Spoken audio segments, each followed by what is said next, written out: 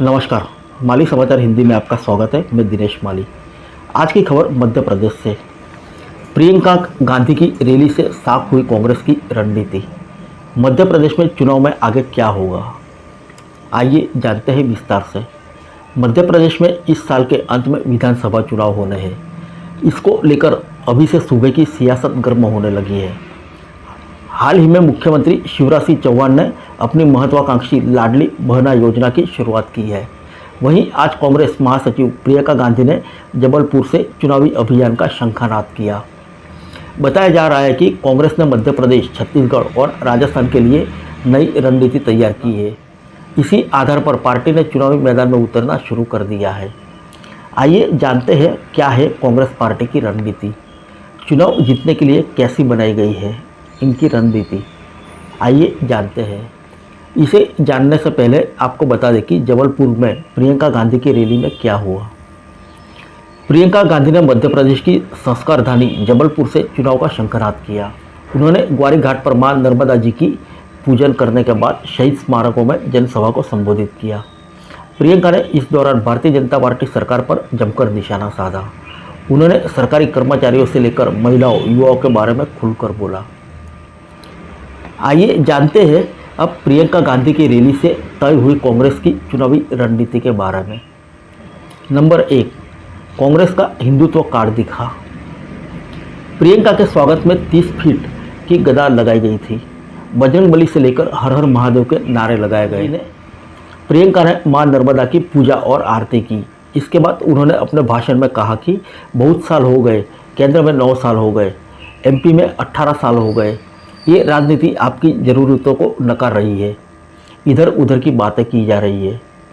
हम भारतीय हैं, हमारे लिए धर्म से बड़ा कुछ नहीं है, वे हमारे लिए सर्वोपरि है।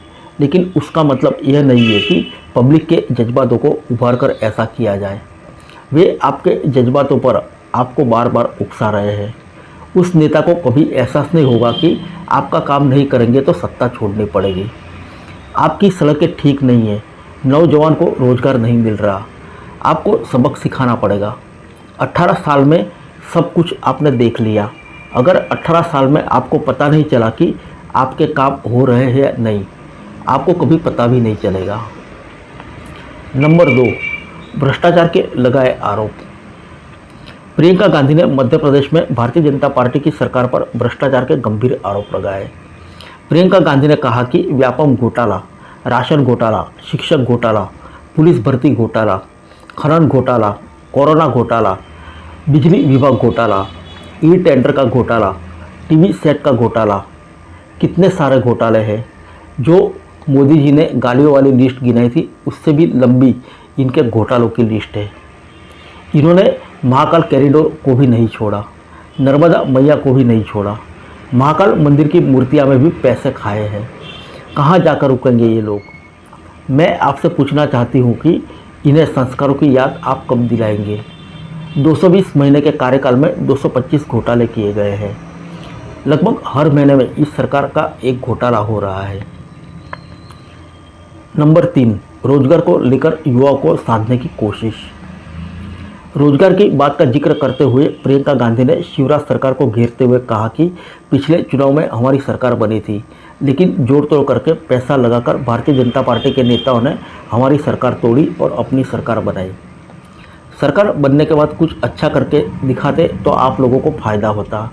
3 साल में इन्होंने मात्र 21 सरकारी नौकरियां दी है।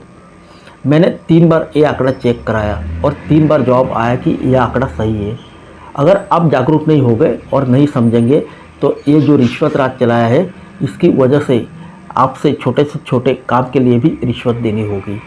इसे आप आज बंद नहीं करेंगे तो आपका भविष्य का क्या होगा।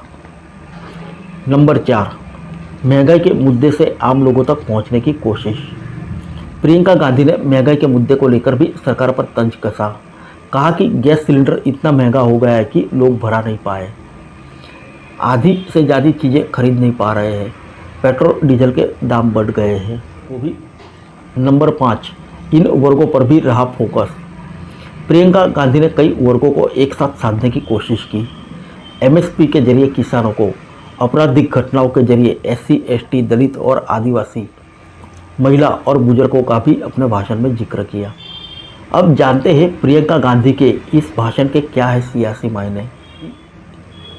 राजनीतिक विश्लेषक के मुताबिक हिमाचल प्रदेश और कर्नाटक में मिली जीत के बाद कांग्रेस का उत्साह बढ़ा है। प्रियंका गांधी खुद अपने स्तर की रणनीति बना रही है। वह भाजपा के मुद्दों से ही भाजपा को घेरने की कोशिश कर रही है। राजनीतिक विश्लेषक कहते हैं कि भारतीय जनता पार्टी हिंदुत्व के सहारे उत्तर भारत में मजबूत पकड़ बनाए हुए है।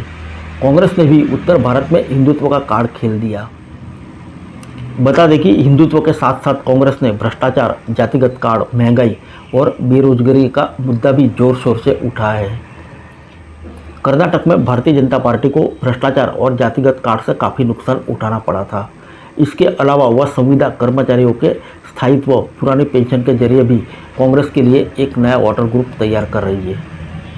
फिर मिलेंगे अगले बुलेटिन में अन्य किसी खबर के साथ। तब तक के लिए इजाज़त दीजिए। नमस्कार।